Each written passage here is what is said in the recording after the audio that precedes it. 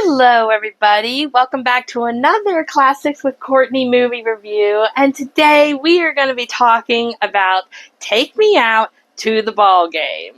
Released in 1948, it stars Frank Sinatra, Gene Kelly, Esther Williams, Jules Munchin, and Betty Garrett. Dennis Ryan and Eddie O'Brien are both baseball players, but are also in vaudeville.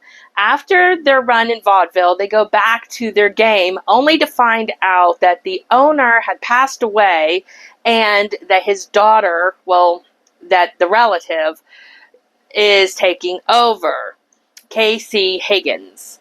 What they don't realize is that it is in fact his daughter, and things get a little bit complicated between the teens. Quite frankly, this is one of them movies that I can put on and watch for fun, but it's not one that I can enjoy as far as the filmography of Gene Kelly or even Esther Williams, considering that Esther is one of my favorites. Why, I will explain a little later, but I will admit it's a good movie, it's just not one of the best musicals. But let me talk about the positives first.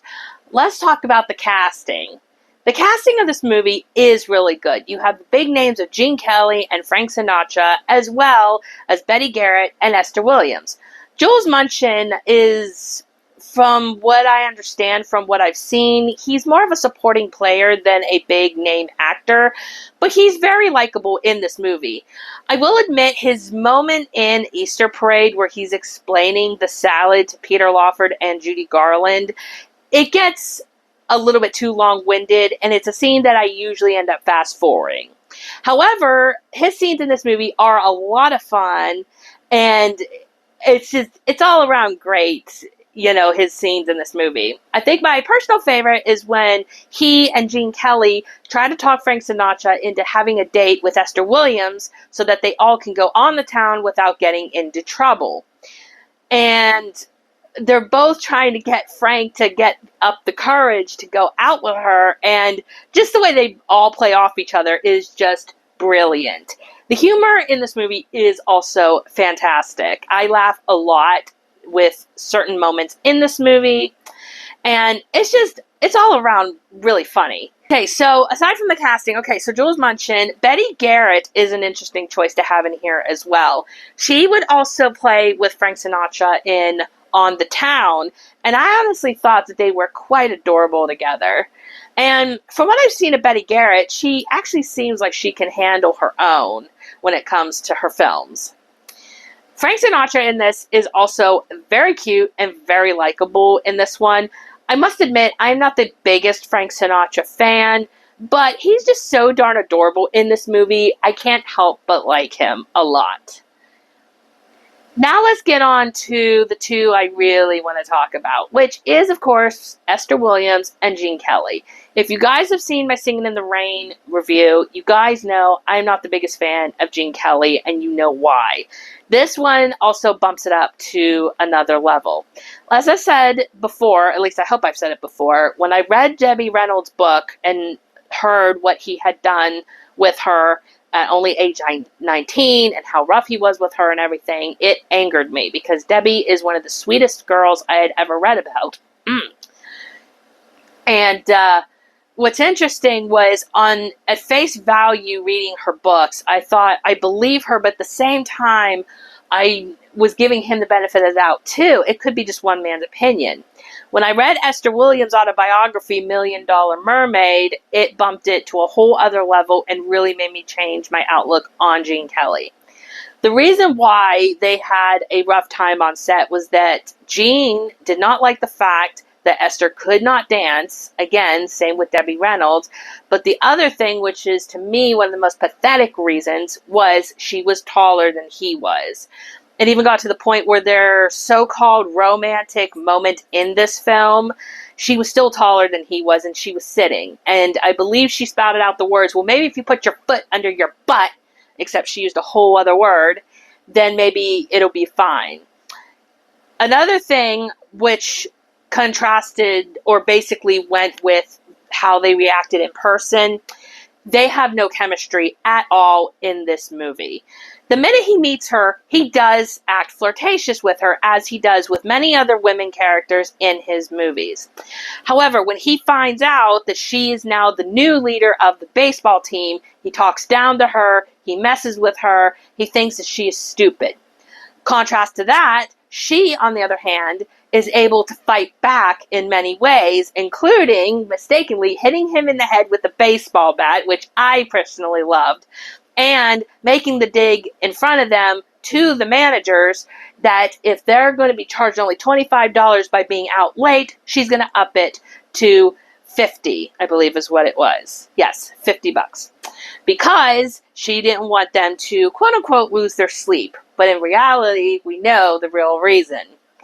The whole time, all they do is bicker. Even in moments where we see the training and it's a montage, there's a moment where they're both on the train together and it's just them two. And you don't hear anything. You just hear the music and you see what's going on. And they're bickering. That's all they're doing. And then later, when things get a little bit more hectic for Gene Kelly's character, which is he's trying to play for his team to win, while a team that voted against him, or not a team, a couple guys who voted against him, wanted to kind of sway him away where he's dancing with other girls to get his mind off the game, which works because he slacks off on the game, he loses the game, he's losing sleep because of what he's doing outside of the game. Well, the managers are talking to Casey Higgins, aka Esther Williams, and they're telling her, well, don't you know why he's doing this?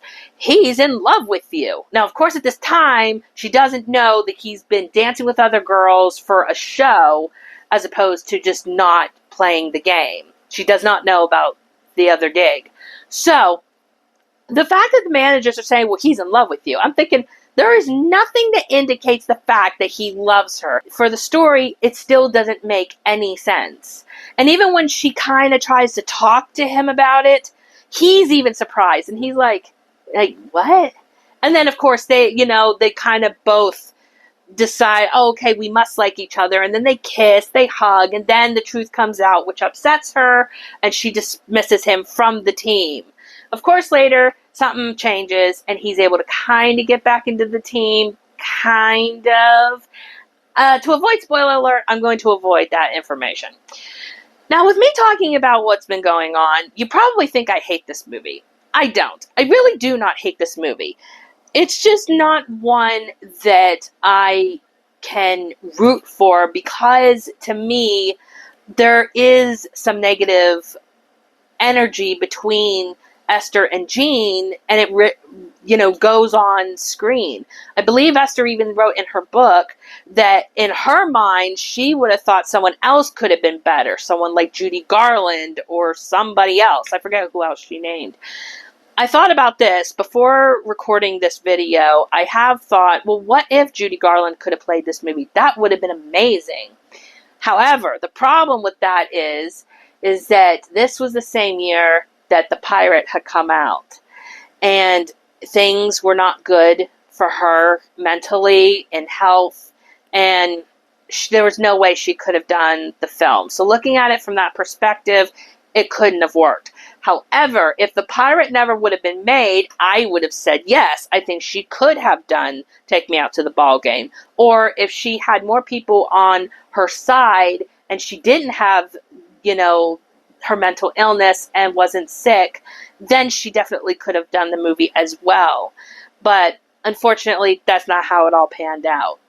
Again, as a whole, the movie is not bad. It's not one I would recommend if someone's saying, what would be your recommendation for an Esther Williams movie or a Gene Kelly movie? Actually, to be honest with you, I had just watched recently An American in Paris, a movie I never thought that I would ever watch, but I watched it recently, got it for $5 at my local FYE store, and you know what? I liked it. I actually really liked the movie, and I liked Gene in it. So there are moments for me where I can look at Gene as an artist and go, okay, I like this one. It was okay. You did well. I also want to quickly point out, again, I don't remember if I mentioned this in Singing in the Rain, my review of that movie, but I also want to point out that, yes, I can be a little rough when it comes to Gene Kelly, but when it comes to my favorite actresses, I don't care who you are, I lose respect when it comes to that kind of thing. However, I will say that there was an article recently that I saw, and it was Gene Kelly had admitted that he had no idea why on earth Debbie Reynolds was still talking to him. That showed me that Gene really did, feel sorry, I guess, for how he treated her. And I guess they did become friends later. For Debbie Reynolds, that's great. But I don't think he and Esther Williams ever reconnected or he apologized to her for his actions towards her. That's just me. But I do want to point that out about Gene and his apology towards Debbie. So, but in the grand scheme of things, that is it for my review of Take Me Out to the Ball Game. Let me know in the comments below what you thought of this movie. Do you like it? Do you not like it? Did you notice the lack of chemistry between Gene Kelly and Esther Williams? Or is that something that passed you by? I don't know, but let me know in the comments below, and I will see you in my next video. Bye! Have a great and wonderful day.